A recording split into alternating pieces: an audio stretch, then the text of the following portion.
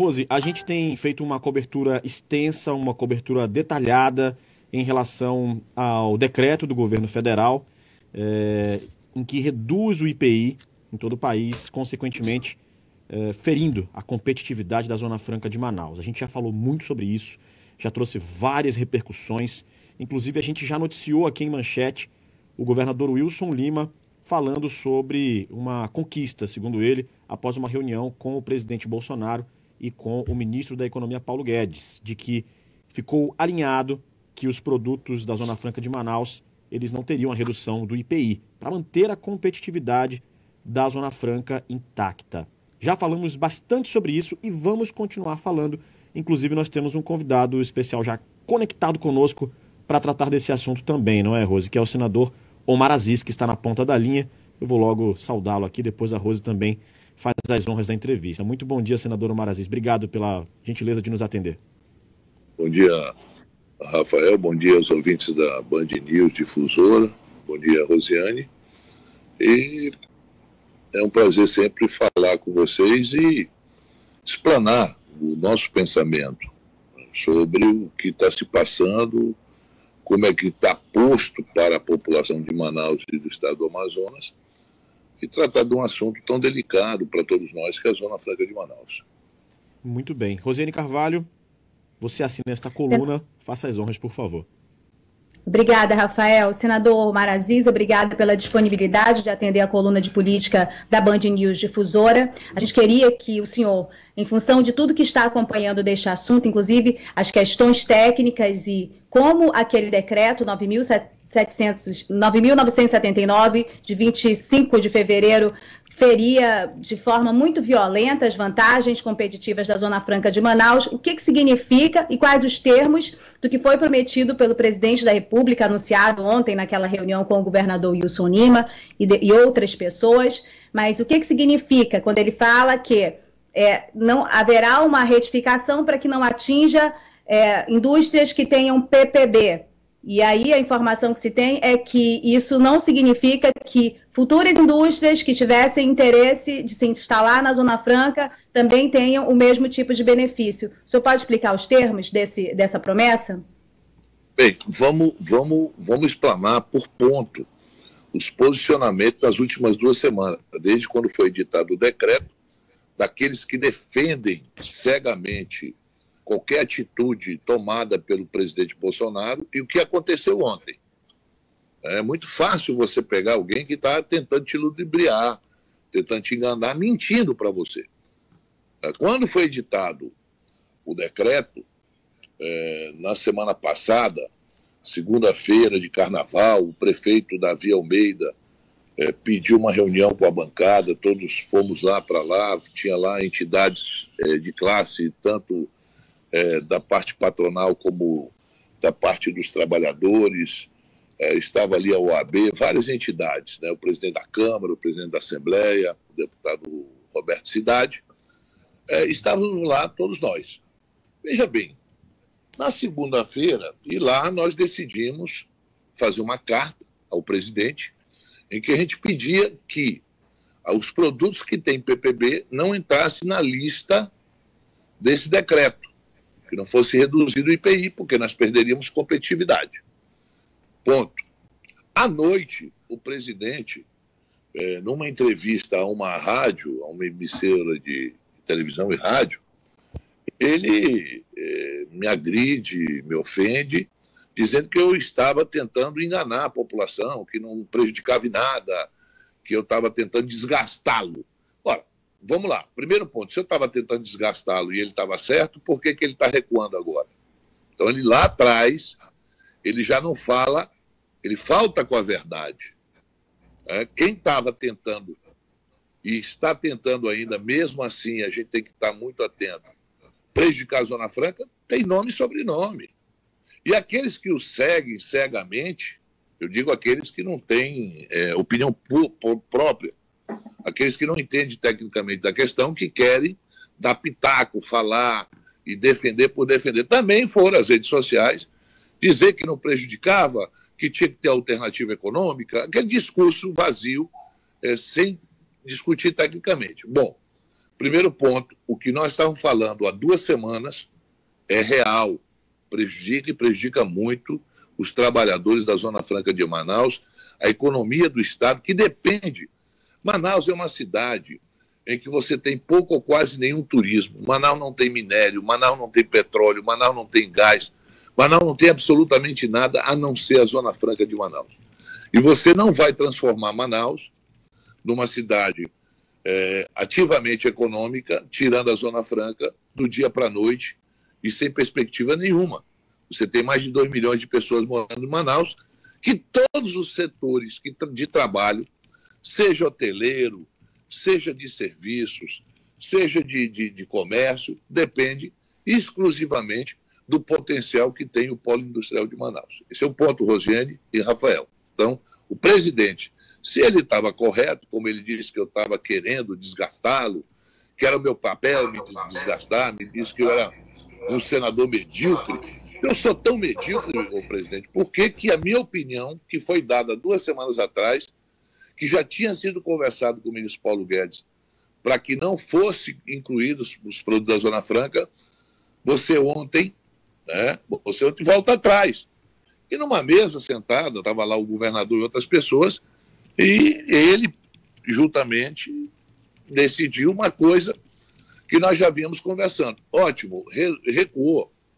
Parabéns, é importante recuar, é importante fazer autocrítica, só que você não pode esquecer o que ele falou lá atrás, como se nós, aqui do Amazonas, estivéssemos criando um terrorismo e que não sei o que e tal, para tirar proveito político. Não foi isso.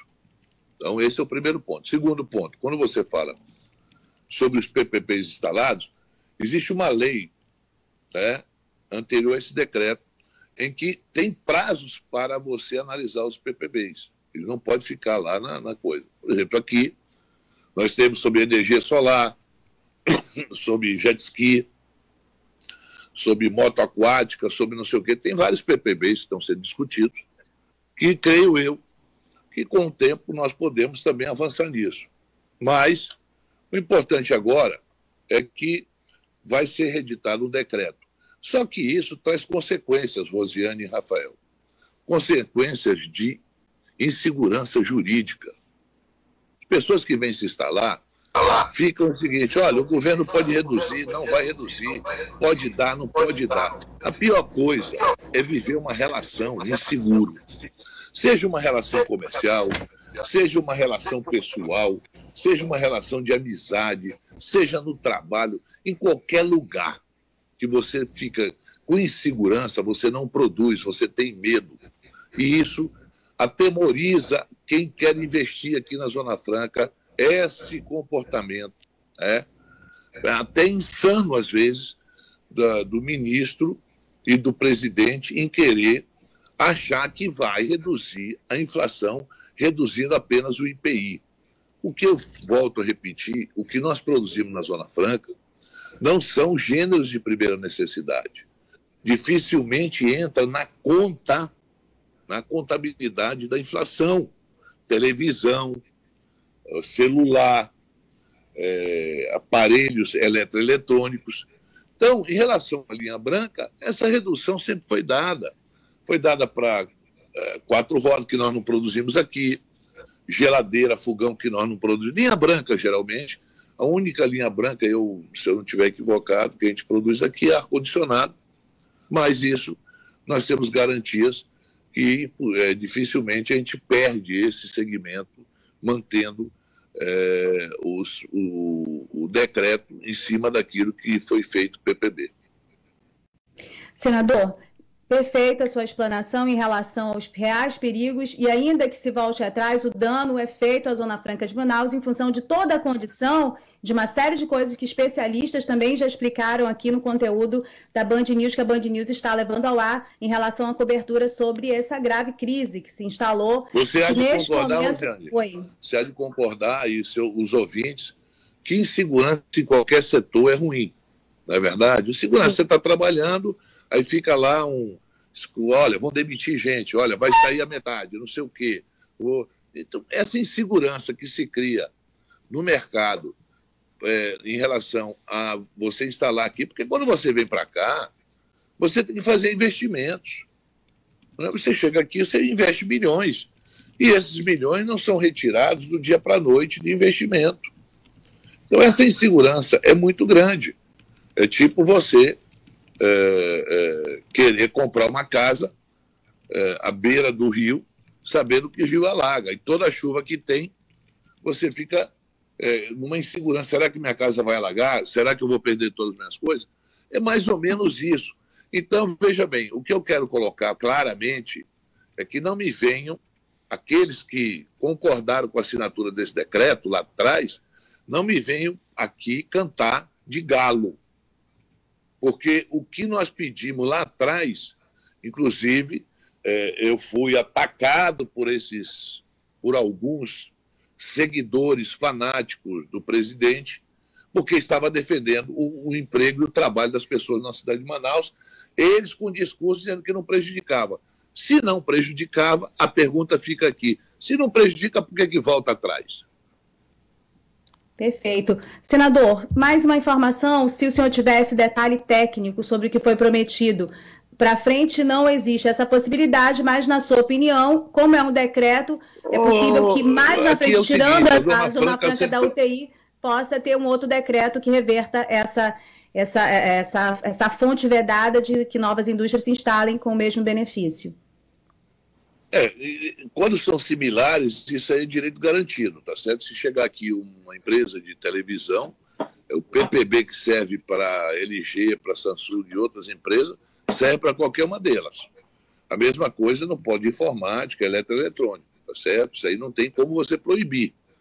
Quando se fala em novos PPBs, são novos produtos que não são produzidos aqui em Manaus ainda, correto? Como é o caso dessa questão que entra muito em pauta agora, energia solar, como é o caso de moto aquática, como é o caso de jet ski, outros produtos que não têm produção em Manaus, que teria que ser. Mas creio eu que a gente avance nisso. Agora, avança nisso sempre em alerta. Não é porque a pessoa está num cargo, o maior cargo político exercido no Executivo no Brasil, que ela acha que pode tudo. Não pode tudo. Você tem que pensar e tem que ter sensibilidade por regiões. Porque quando você está sentado lá no Ministério da Economia, o economista que está ali, a pessoa que está ali como ministro naquele momento, ele pensa que o Brasil é igual, o Brasil é desigual. As desigualdades são muito grandes.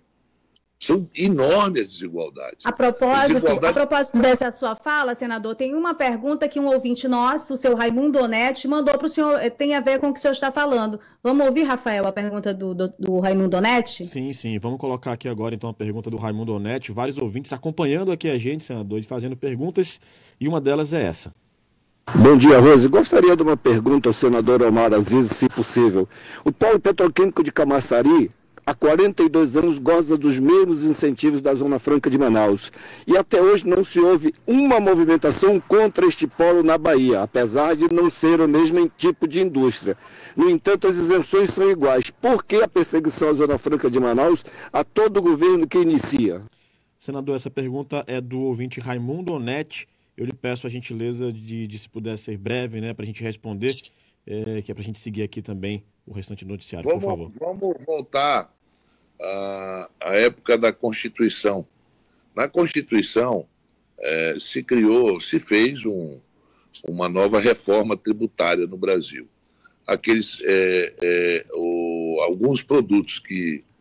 E ela é muito focada para São Paulo, certo? Muito focada para São Paulo. Então, veja bem, como São Paulo tinha muita força naquele momento ali, aquilo que São Paulo produz, o ICMS é na origem.